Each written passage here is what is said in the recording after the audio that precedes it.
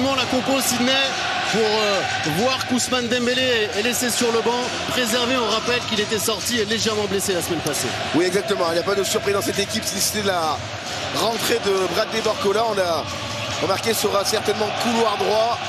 Kvaratskhelia sera restaurant allemand, maître des débats aujourd'hui. La composition d'équipe d'Arsenal, Sydney, changement majeur par rapport au match aller, c'est le retour au milieu de terrain de Thomas Partey, le Ghanéen, qui était suspendu au match aller. Ça permet de décaler Merino devant. Exactement, Merino qui va reprendre ce rôle d'attaquant un peu plus fuyant. Je pense que ne pas changer ce couloir gauche du Paris Saint-Germain, parce qu'on a peut-être oublié, mais Saka sera là. Et Saka était un élément essentiel d'Arsenal avant sa blessure.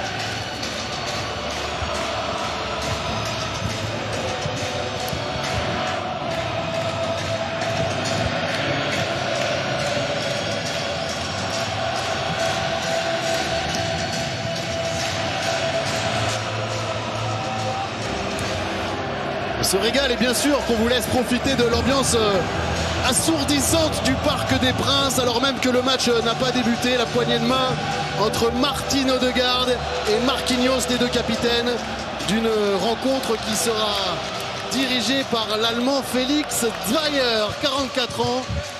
Ligue des Champions le 31 mai. Regardez l'image de Marquinhos. Sydney, la réunion avant le début du match, comme pour rappeler à quel point l'enjeu est important ce soir pour le Paris Saint-Germain qui est face à l'un des plus grands défis de son histoire récente. Oui, forcément, c'est un match hyper important pour les Parisiens. Donc qui dit très important, dit préparation mentale peut-être un peu plus poussée. Et Marquinhos le sait, hein, c'est le joueur le plus expérimenté du côté parisien. Il rabote ses troupes en ce début de rencontre. Et lui, il les a vécues toutes les... Marquinhos, le Parisien, qui espère enfin que le sort tourne. Ce sera peut-être pour dans 90 minutes, évidemment, on l'espère très fort.